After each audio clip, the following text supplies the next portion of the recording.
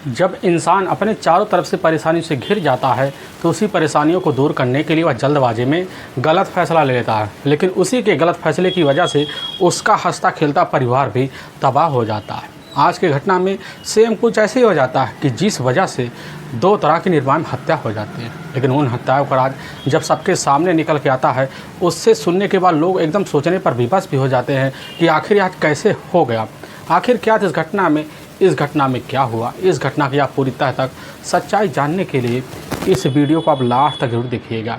नमस्कार दोस्तों, मैं प्रदीप कुमार आपको इस टेढ़ी बात चैनल पे मैं स्वागत करता हूं। दोस्तों आज की यह जो सच्ची घटना है, यह घटना सुनाने से पहले मैं आपसे एक छोटा सा रिक्वेस्ट करना चाहता हूं, क्योंकि आप अगर इस चैनल पर नए आए हुए हैं और पहली बार आए हुए हैं तो एक बार जाकर अपने इन्हीं प्यारे हाथों से आप इस चैनल को सब्सक्राइब ज़रूर कर दीजिए, ताकि आपकी वजह से आज यह जो वीडियो है यह वीडियो काफ़ी लोगों तक भी पहुंच जा सके, और इसके लिए हम आपके तहे दिल से भी शुक्रगुजार रहेंगे। दोस्तों आज की यह जो सच्ची कहानी है, यह कहानी है उत्तर प्रदेश का महानगर पड़ता है कानपुर, और उसी का अनवरगंज थाना लगता है। मैं बात कर रहा हूँ 10 जून 2019 का ही। तो अनवरगंज के जो थाना प्रभारी होते हैं रमाकांत पचौरी, रात के लगभग 10 बजे के आसपास टाइम होता है, तो उसी वक्त वह गश्त के लिए निकल पड़ते हैं। लेकिन जब निकल पड़ते हैं तो मौके पर अपने ही कुछ बातों में उलझे हुए थे। वह सोचते लगभग जो होता है डिप्टी पड़ाव जो चौराहा पड़ता है वहाँ पर पहुँच जाते हैं। लेकिन जब डिप्टी पड़ाव चौराहा पर पहुँचते हैं तो उसी वक्त उनका जो मोबाइल होता है वह बज उठता है। उसको रिसीव करते कान में लगाते हैं तो एक व्यक्ति हाँफते दापते हुए कहने लग जाता कि साहब हमारा नाम है पप्पू, और हम जो होता है और इसी समय गुरु उत्तुल्ला जो पार्क है वहीं से बोल रहे हैं। यह बात जैसे ही रमाकांत पचौरी सुनते कहने लग जाती कि बताइए क्या बात है। तो उस समय वह जो पप्पू होता फ़ोन पे कहने लग जाता है कि साहब हम जहाँ पर रहते हैं ठीक उसी के सामने होता है सपा के पूर्व सभा संघ होती हैं नफीजा बाजी, उन्हीं की अपनी बेटी है साहला परवीन असल में जिस मकान में रहती है उस मकान में अभी तक काफ़ी तेज़ और चिर्रार से एकदम चीख चिल्ला के किसी आवाज़ आ रही है। साहब हमें शंका हो रहा कुछ ना कुछ साहला परवीन के घर में अनहोनी वाली बात तो हो रही है। यह बात जैसे ही उसी समय रमाकांत पचौरी सुनने के बाद बिना देर किए तुरंत ही उसी समय डिप्टी पड़ाव जो चौराहा पड़ता है उससे लगभग कुछ दूर पर ही पड़ता है गुरु उत्तुल्ला पार्क, और वहीं पर कुछ ही मिनट के अंदर तो पहुँचते हैं, अपनी टीम को भी खबर देते हैं। लेकिन जब पहुँचते देखते हैं कि सही में वहाँ तो भीड़ लगा हुआ है, और जब भीड़ लगा हुआ है तो उसी में से एक व्यक्ति आता है, वह बाहर निकलता कहने लग जाता है कि साहब हमने ही आपको फ़ोन किया था, हमारा नाम है पप्पू, और साहब यह साहला परवीन का ही किराए का मकान है। साहला परवीन इसी में रहती है, लेकिन साहब देखिए बाहर ताला लटका हुआ है, हमने काफ़ी बार सतवाया लेकिन अंदर से कोई रिस्पॉन्स नहीं आ रहा। लेकिन इस समय साहब आवाज़ जो होता है बंद हो चुका होता है।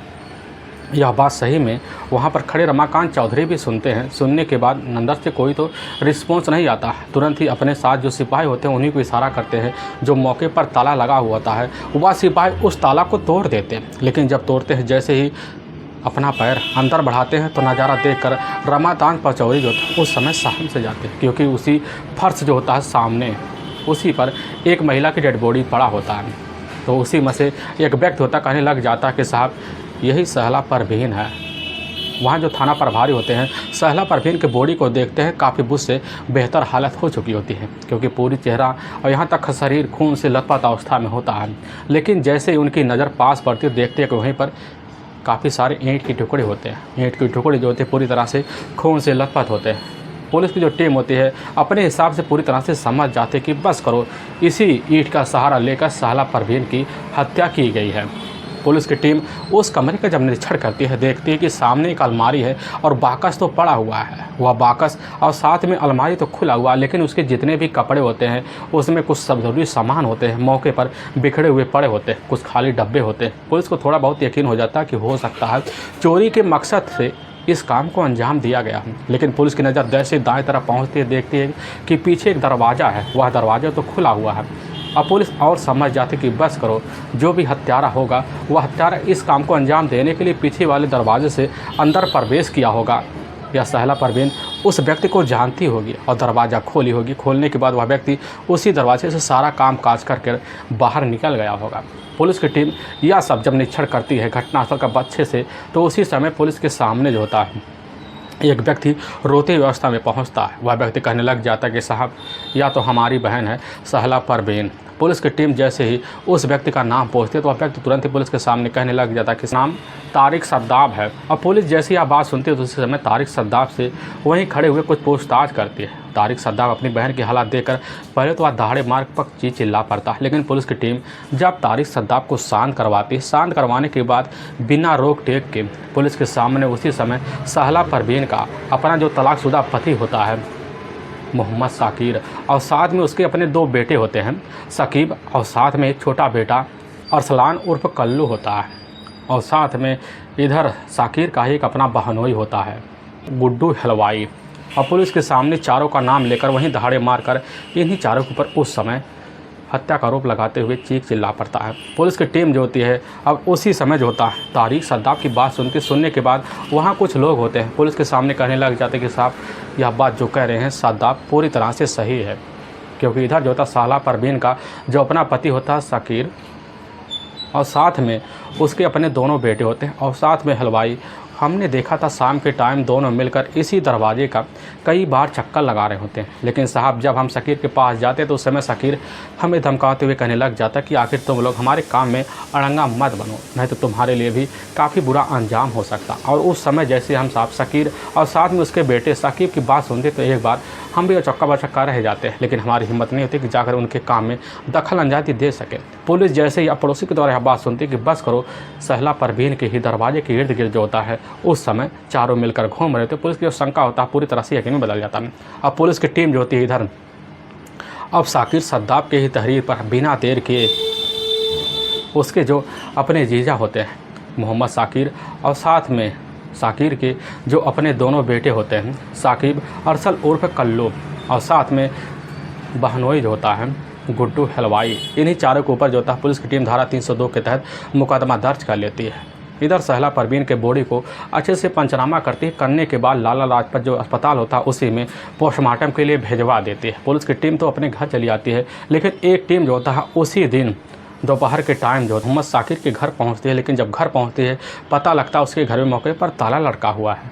अब पुलिस की जो शंका होता है पूरी तरह से यकीन में बदल जाता है। पुलिस की टीम बिना देर किए अपने जितने भी खबरी होते हैं साथ में बड़े अधिकारी होते हैं सबको खबर भिजवा देती है, और उस समय फ़ोटो को सबके पास सर्कुलेट करवा देती है ताकि जल्द पुलिस के झटकंडे में चारों आ सके। पुलिस इनकी तलाशी करती है, काफ़ी मेहनत करती है, लेकिन तभी पुलिस के सामने जो होता ठीक 12 जून 2019 का वही लगभग रात का 8 बजे का टाइम होता है। उसी वक्त मुखबिर का वहाँ जो थाना प्रभारी होते हैं थाना प्रभारी रमाकांत पचौरी के पास एक फ़ोन आता है। कहने लग जाता कि साहब इस समय हमने जो था ठीक मोहम्मद साकिर और उसके जो अपने दोनों बेटे को एक साथ अपने हाथ में झोला लिए हुए हमराज जो कॉम्प्लेक्स पड़ता है ठीक उसी के सामने खड़े हुए हमें लग रहा वो तीनों कहीं भागने के फिराक में। लेकिन जैसे थाना प्रभारी जो होते हैं रमाकांत पचौरी खबर पाते अपने टीम को लेकर पहुंच जाते, वहीं देखते हैं कि सही में तीनों खड़े हुए बिना देर के पीछे से धर दबोचते। लेकिन पुलिस की टीम जब तीनों को थाने लाती है तो बिना देर किए जाता है, बिना सख्ती के जो होता है पुलिस के सामने इधर मोहम्मद साकिर जो होता है अपनी पत्नी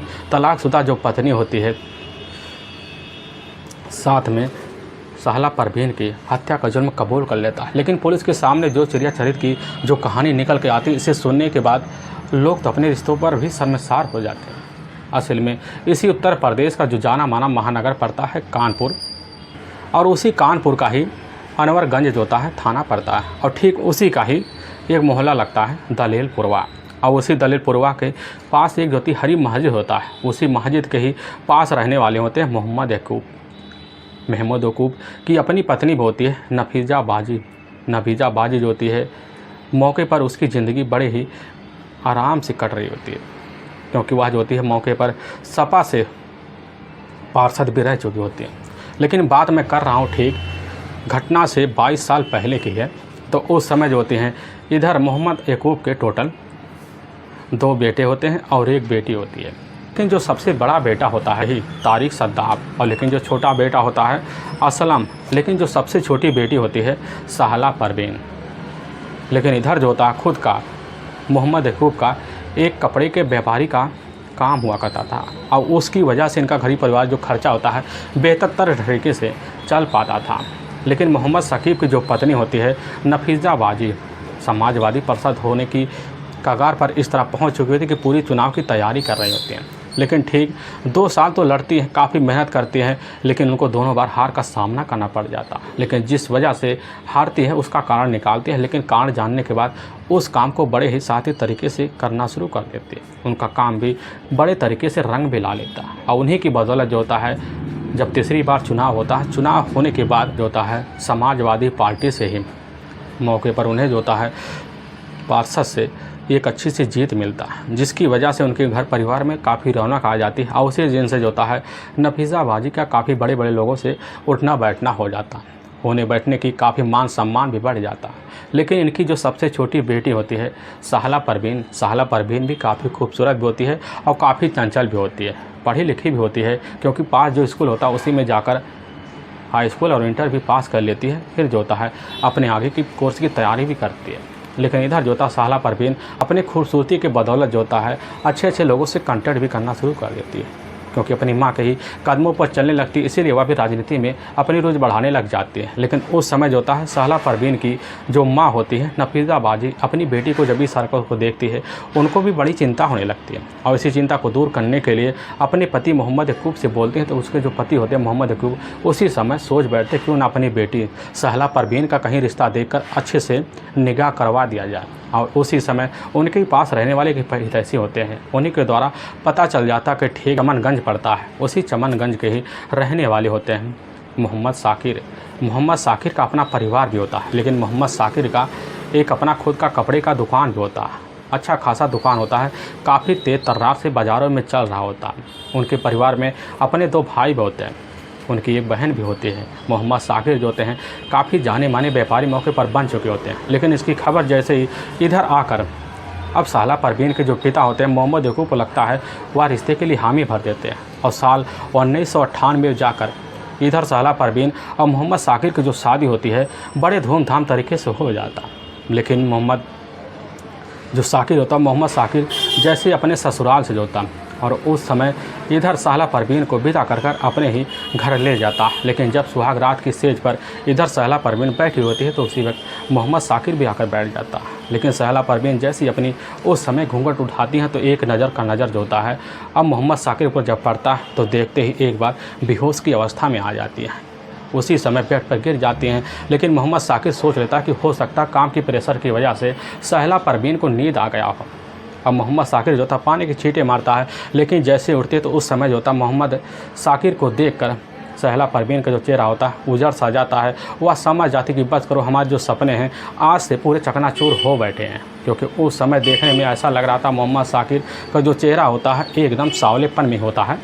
खैर यह देखकर अपने अंदर दबा बैठते हैं, लेकिन चेहरे पर मुस्कान आ जाती है। तो उस समय जो होता फूक जाती है, लेकिन 2-3 दिन बाद इनके बीच वह रिश्ता बन जाता है जो हर पति पत्नी के बीच होता है। अब यह रिश्ते बनते बनते जैसे 10 दिन बीतते हैं, 10 दिन बीतने के बाद इधर साहला परवीन का जो अपना भाई होता है तारिक सद्दाफ लेने के लिए पहुंच जाता। जब लेने के लिए पहुंच जाता तो उसी समय मोहम्मद साकिर अपनी पत्नी के पास जाता, कहने लग जाता कि ठीक 10 दिन हो गया, रिवाज के तहत तो अपने मायके चले जाओ, हम तुम्हें लेने के लिए आ जाएंगे। लेकिन इधर जैसे ही साहला परवीन बात सुनती है तो अपने पति को एक बड़ी तुड़क बात कह देती, कहने लग जाती है कि हम तो अपने मायके चले जा रहे हैं, लेकिन तो हमें हमारे मायके लेने के लिए कतई मत आना, नहीं तो हमारी वहाँ काफ़ी बदनामी होगी। लेकिन यह बात जो होता है इधर साकिर के कान में जैसे एक शीशा टूटने के बराबर हो जाता। यह बात सुनने के बाद अपने अंदर दबा लेता है। लेकिन 10 दिन बाद जैसे टाइम हो जाता तो उसी बीच घर परिवार वाले जो होते साकिर को मनाते हैं, लेकिन साकिर जाने को तैयार नहीं होता। तो उस समय साकिर के परिवार वाले जाकर साहला परवीन को तो ले आते हैं, लेकिन साहला परवीन जो थी उस समय जैसे ही अपने पति को अपने सामने पाती है तो तुरंत बेधुड़ाक बातें कहना शुरू कर देते हैं कि सही है किया तुमने, तुम हमारे घर नहीं आए, नहीं तो हमारी सहेली तो हमारी काफ़ी बदनामी कराते हैं, क्योंकि लंगूर के हाथ में अंगूर कैसे आ गया। लोग इसी तरह की बातें करते हैं। बात सुनकर साकिर अपने मन में दबा के तो बात बैठ जाता। वह भी सोच लेता कि समय आएगा तो अपनी पत्नी को इतना लाड़ प्यार देंगे कि हमारी पत्नी हमारे ऊपर काफ़ी ज़्यादा फोकस करना शुरू कर देगी। लेकिन अपनी पत्नी का इधर साकिर जो होता है काफ़ी ध्यान रखता है, काफ़ी मान सम्मान करता है, हर ज़रूरतों को पूरा करने के लिए किसी भी हद तक जाने के लिए तैयार खड़ा रहता। लेकिन सहला परवीन होती कि वह अपने पति की कोई भी बात मानने के लिए तैयार नहीं होती। लेकिन ज़िंदगी जो था इसी लफड़े में चलते चलते कुछ साल का जब वक्त गुजर जाता है, ठीक सहला परवीन और साकिर के बीच जो था टोटल 2 बच्चे भी होते हैं। दोनों बच्चों में दोनों बेटे भी होते हैं, जिसमें बड़े बेटे का नाम होता है साकिब और जो सबसे छोटा बेटा होता है अरसलान उर्फ कल्लू। अरसलान उर्फ कल्लू जो होता है ठीक अपने पिता के ही चेहरे पर पड़ा हुआ होता है। लेकिन इधर जो था कैसे ना तैसे चलकर ज़िंदगी जो था सहला परवीन अपने पति मोहम्मद शकीर के बलबूते पर बीतता है। लेकिन सहला परवीन कभी भी जो होता है इधर अपने पति को बेहतर तरीके ढंग से भाव नहीं देती। लेकिन कैसे ना तैसे जो होता है वक्त गुजरना शुरू हो जाता है, कभी झगड़े, कभी टकरार, कभी मार पिटाई भी होते रहते थे। लेकिन तभी ठीक साल 2011 में जो था शुरुआत का महीना होता, उसी महीने में सहले की जो मुलाकात होती है वह जाकर मुबीन से हो जाता। अब मुबीन वह व्यक्ति होता जिस वजह से मुबीन जो था अपनी दमाए हुए बैठे रहता था। लेकिन कपड़े बेतारी होटल नाते जो है इधर साकिर से भी टैक्स के पैसे लिया करता था, जिसकी वजह से इधर मुबीन का जो रौदा होता है बढ़ सा जाता है। लेकिन तभी शाम का जब टाइम होता, शाम के टाइम में मुबीन जो होता है उधर एकाएक साकिर के जब घर पहुंचता, देखता साकिर के घर मौके पर साकिर तो होता नहीं, लेकिन वहीं बरामदे के पास खड़ी होती है सहला परवीन। सहला परवीन होती है खड़ी होकर देखकर उस समय अब मुबीन को पहचान लेती है। लेकिन जब पहचान लेती है, हटपुट शरीर देखती है तो सहला परवीन खुले भाव देने की पूरी कोशिश करती है। लेकिन मुबीन जैसे देखता खूबसूरती उस समय दीवाना हो जाता है। लेकिन जब दीवाना हो जाता है तो कुछ बातें करते हैं। बातें करने के बाद जो होता सहला परवीन को मुबीन की जो बात होती है भा से जाती है। भाने की वजह से दोनों के बीच धीरे धीरे आना जाना बातें होना शुरू हो जाते हैं। लेकिन जब भी मौका मिलता मुबीन जो होता है सहला परवीन से मिलने के लिए घर में आता और बातें करके चला जाता है। लेकिन बातें थ्रू जो होता है इन दोनों के बीच प्रेम प्रसंग भी चालू हो जाता। लेकिन रिश्ता भी एक दिन जाकर संबंध में बदल जाता और जो संबंध का जो सिलसिला होता है बेधड़क मुबीन और साथ में सहला परवीन के बीच चलने लग जाता है। क्योंकि सहला परवीन का जो पति होता रात के टाइम शरीर उसका एकदम ढीला सा पड़ जाता, जिस वजह से सहला परवीन चिड़चिड़ापन दिखाने लगती है और अपनी शारीरिक सुख दूर करने के लिए मुबीन से जब रिश्ता बनाती है तो अपने पति की सारी यादों पुरानी यादों को भूल बैठती है और मुबीन को अपना दूसरा पति मान लेती है। अब यार रिश्ते को अंजाम देने के लिए हर समय जो होता अच्छे समय का इंतजार करती सहला परवीन और जब मौका मिलता तो मुबीन को अपने घर में बुलाती और रिश्ता रख के चला जाती। लेकिन यह सिलसिला की जो जानकारी होता आस पड़ोस को लग जाता है। जब लगता है इसकी जानकारी जाकर साकिर को लगता है। लेकिन साकिर जब अपना पता पाता तुरंत अपनी पत्नी जो होता है सहला से पूछताछ करता है। लेकिन सहला जो होती है उसी समय धमकाते हुए लफ्ज़ों में कहने लग जाती है कि वह सिर्फ तुमसे मिलने के लिए आता है, तुम हमारी शंका क्यों कर रहे हो? अगर तुम्हें कुछ पूछना है तो जाकर उस समय मुबीन से पूछो। यह बात सुनने के बाद उस समय जो होता साकिर फैसला लेता है और मुबीन से जाकर मिलता है। लेकिन जब मुबीन से मिलता तो मुबीन जो होता खुद साकिर को धमका देता है और इतना डर जाता है कि उस समय से होता मुबीन बेधड़क सहला परवीन के घर आ जाता, चाहे खुद ही साकिर बैठा रहता, अंदर जाता, खुद रिश्ता रखकर बाहर चला जाता। या बेधड़क रिश्ते का जो सिलसिला होता चलना शुरू हो जाता। लेकिन जब साकिर काफ़ी ज़्यादा उदास हो जाता, परेशान हो जाता है, तो उसी भी साल 2012 का ही फरवरी का महीना होता है। उसी महीने में कुछ अपने रिश्तेदार होते हैं, उन्हीं रिश्तेदारों का साथ लेकर जो होता है एक जंगल में जाता। उसी जंगल में जो होता है किसी के तहत इधर मुबीन को बुलाता है। बुलाने के बाद वहीं पर मिलकर अपने रिश्तेदारों के सहित जो होता है साकिर मुबीन की हत्या कर देता है। हत्या करने के बाद उधर जो होता है पुलिस की टीम इन चारों को तो पकड़ती है, पकड़ने के बाद जेल में डाल देती है। लेकिन जब डालती है 4 साल बड़े आराम से बीतता है। इनके घर में ना कोई रोड मोड़ ना कोई तोड़ फरोड़ होता, बड़ी ज़िंदगी आराम से बीतने लग जाता है। लेकिन इधर जो होते हैं सहला परवीन के जो दोनों बच्चे होते हैं मौके पर अपने जवान की दहलीज पर पहुंच चुके होते हैं। उनको भी अंदाज़ा होता घर में क्या गलत हो रहा है, बाहर क्या गलत हो रहा है। इधर जो होती सहला परवीन अब अपने हिसाब से नहीं चल पा रही थी, क्योंकि उसके बच्चे उसके सामने होते हैं। लेकिन जब सामने होते हैं तो अपने काम को अंजाम देने के लिए, अपनी ज़रूरतें पूरा करने के लिए काफ़ी कोशिश करती, लेकिन उसकी जो कोशिश होती हर बार बेनकाब हो जाता। लेकिन जब पति और साथ में उसके अपने रिश्तेदार छोड़ते हैं, छूटने के बाद भी इधर साकिर से भी रिश्ता रखने के लिए तैयार नहीं होते। लेकिन जब मन होता तभी वो अपने हिसाब से काम कर लेते। लेकिन इस रिश्ते की जानकारी परिवार वालों को नहीं थी। खैर बेकुरर इनका जो होता सहला परवीन और साथ में साकिर की जो होता रिश्ते की ऐसे ही चलना शुरू हो जाता। और चलते चलते कुछ साल तो जब बीतते हैं और ठीक एक मार्केट था, उसी मार्केट में सहला परवीन कुछ सामान लेने के पहुंच जाती है। क्योंकि सहला परवीन जो होती है बिना रोक टोक बाज़ार में घूमा करती थी और शौक श्रृंगार करते। लेकिन शौक श्रृंगार जब करते घूमती तो उसी बीच एक मार्केट पे खड़ा हुआ होता है रेहान जो होता है गमू खा के आहते का ही रहने वाला होता है। मौके पर रेहान प्रॉपर्टी डीलिंग का काम करता था।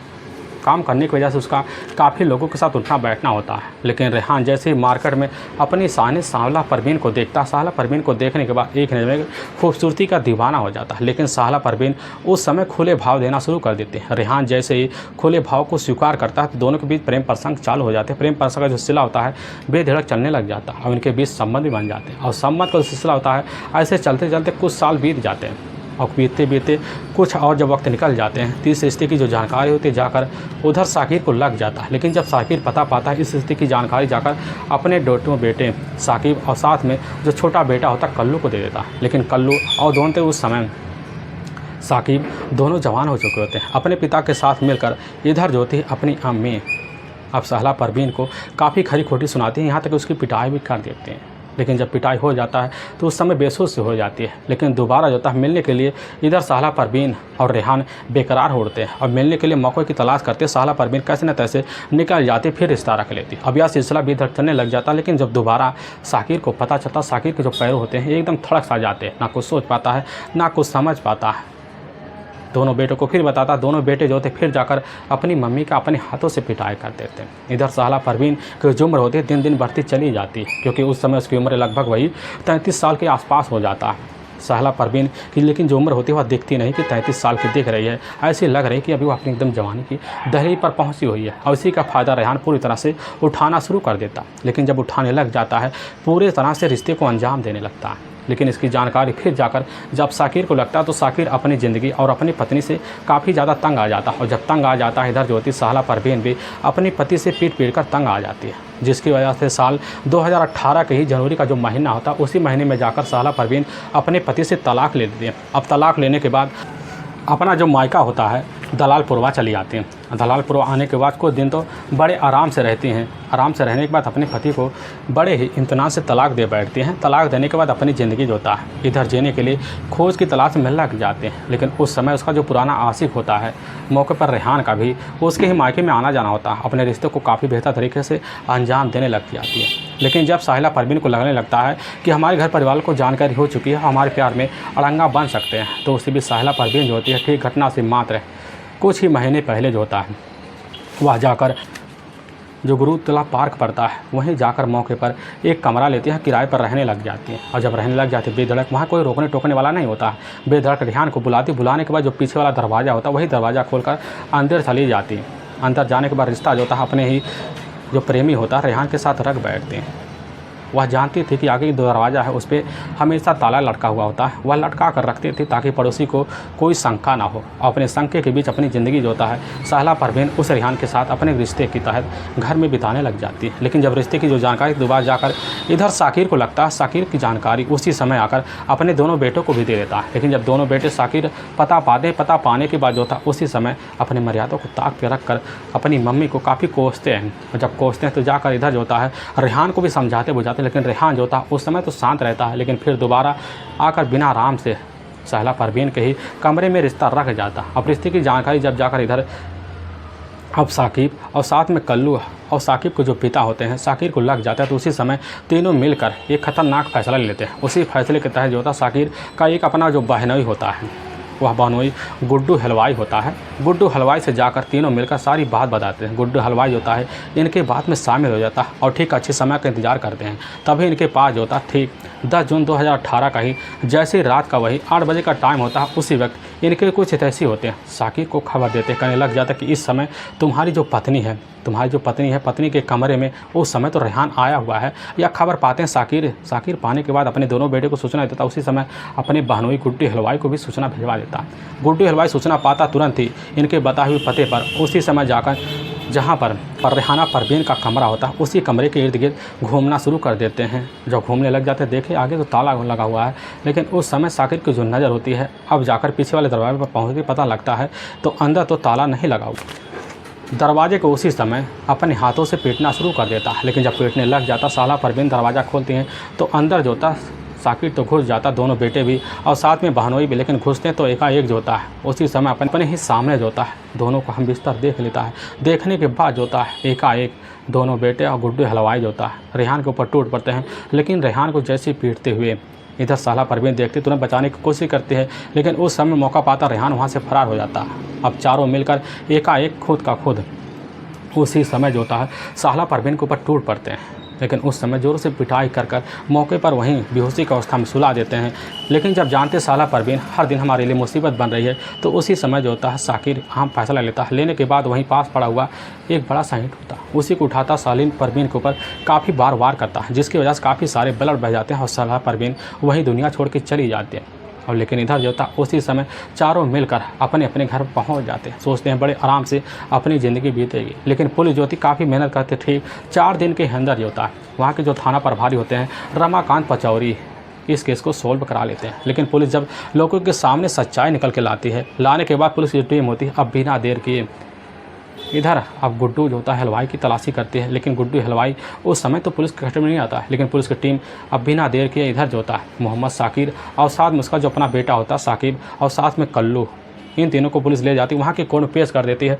और कोर्ट में इन तीनों को पर काफ़ी गंभीर धारा में मुकदमा दर्ज करके ले जाकर हमेशा हमेशा के लिए जेल के सलाखों के पीछे भी डाल लेती है। दोस्तों, हमें इस घटना का सुनाने का जो उद्देश्य है किसी को परेशान करना नहीं है और ना ही किसी के दिल को ठेस पहुँचाना है, बल्कि आपको यह बताना कि आप जहाँ भी रहें आप सावधान और सतर्क जरूर रहें। दोस्तों फिर मिलेंगे एक नए वीडियो के साथ, तब तक के लिए जय हिंद और जय भारत।